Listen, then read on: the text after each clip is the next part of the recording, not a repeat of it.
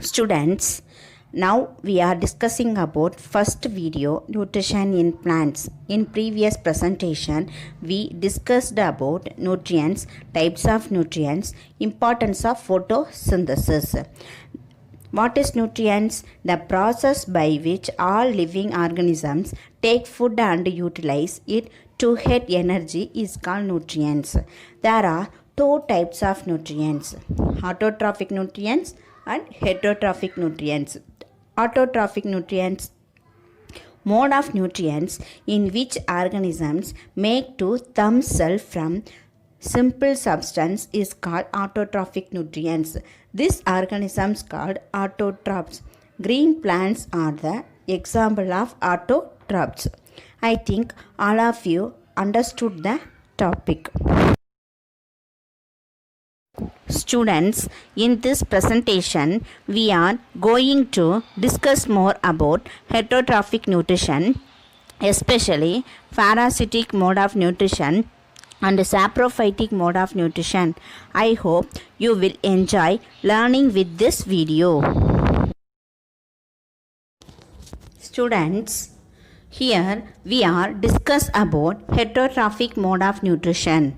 Heterotrophic nutrition means the mode of nutrition in which organism take in ready-made food made by the plant.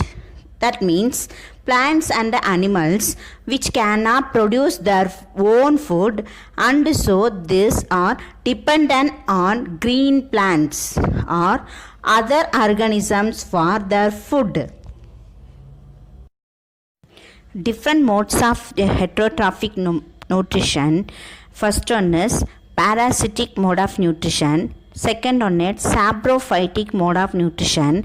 Third one is insectivorous mode of nutrition. Fourth one is symbiotic mode of nutrition. I repeat again: parasitic mode of nutrition, saprophytic mode of nutrition, insectivorous mode of nutrition, symbiotic mode of nutrition. In this picture, you can see a yellow wiry branch structure twirling around the stem and branches of a tree. This is a plant called Cuscuta, also called amarbel. It does not have chlorophyll. It takes ready-made food from the plant on which it is climbing. The plant on which it climbs is called the host. Since it deprives the host of valuable nutrition, so Cuscuta is called the parasitic nutrition. We discuss about parasitic mode of nutrition.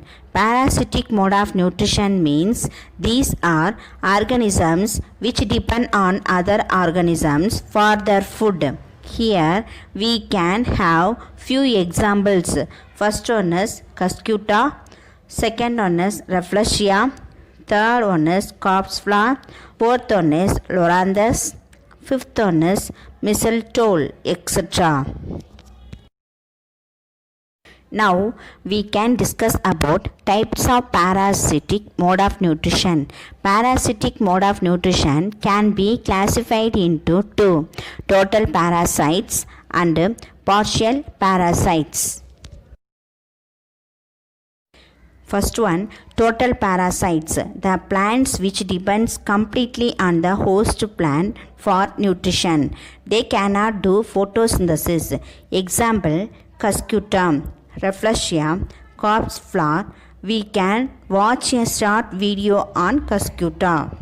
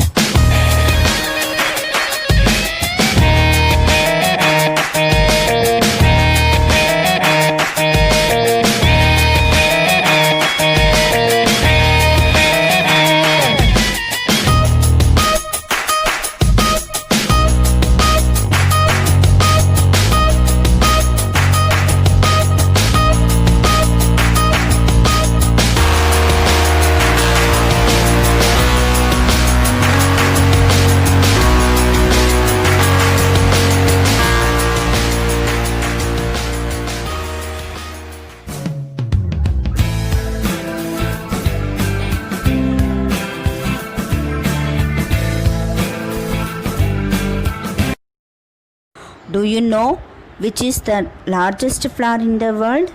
That is Rafflesia.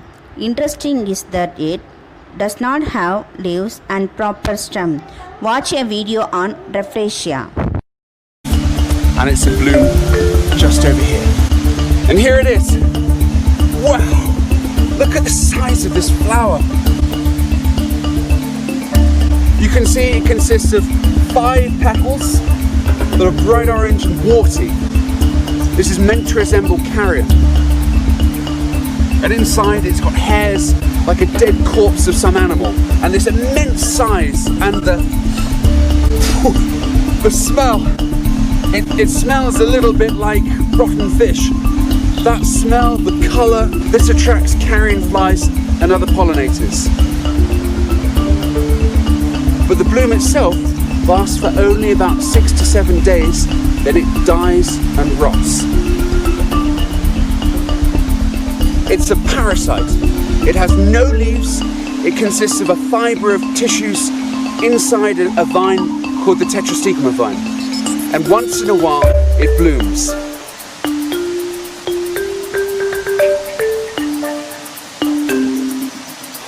There may well be other buds in development in this forest. So let's go look for them.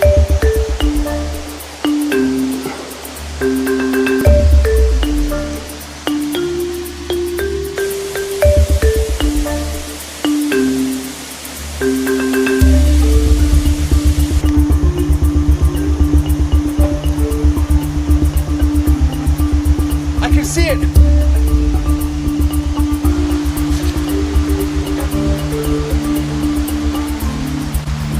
Wow! And this is the developing Rafflesia bud. This one is perhaps 6 months old, so it's got another 3 to 6 months to go before it gets to full size, ready to open. This is the Tetrastigma vine, the host plant that it parasitizes. Here it is going all the way up there.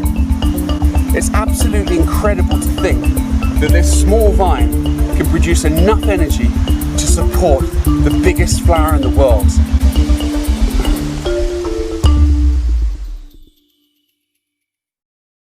Students, next you see partial parasite obtain some of their nutrition from the host plant. That means they will absorb nutrients and water from other plant, that means host plant, and they will do photosynthesis their own. Example, mistletoe and loranthus. Mistletoe and loranthus are partial parasites, also called hemiparasite. As a parasitic plant, it grows on the branches or trunk of a tree and actually sends out roots that penetrate into the tree and take up nutrients and water. With the help of these nutrients and water, they can produce their own food by photosynthesis process. Students, next we are going to discuss about saprophytic mode of nutrition. Saprophytic mode of nutrition: take a piece of bread and moisten it with water.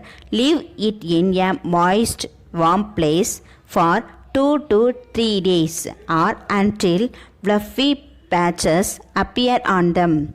Observe the patches under a microscope or magnifying glass. You will see cotton-like threads spread on the piece of bread. This is called bread mold or rhizophus.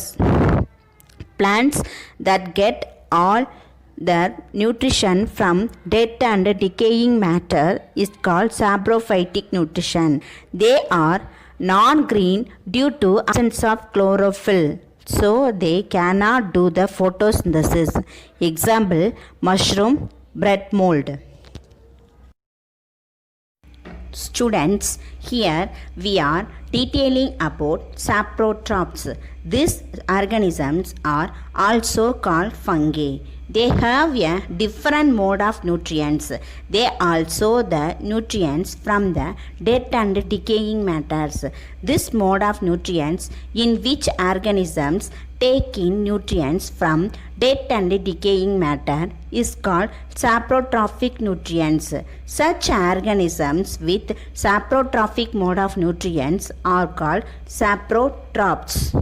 Here you can see at bread mold. Actually this bread mold, these are one filament like structure. On the top of that one bulb like structure is there. This is called sporangium. When it will grow, sporangium will burst out and produce spores. Where our spores are falling down, there are another rhizomes will grow.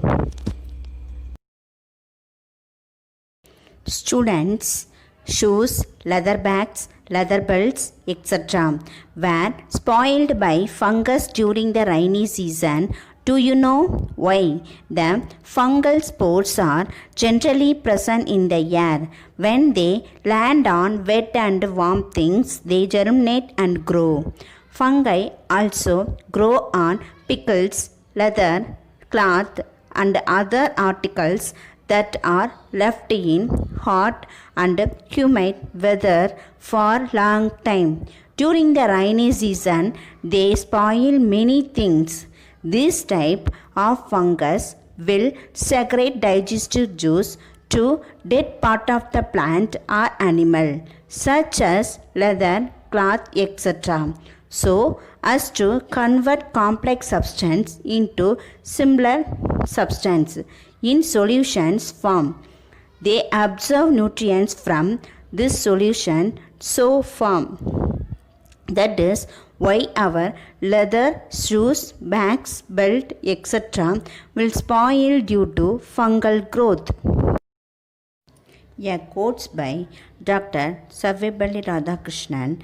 A life of joy and happiness is possible only on the basis of knowledge and science. These quotes understand power of knowledge. I think you enjoy today's topic, that is parasitic nutrients and saprophytic mode of nutrients.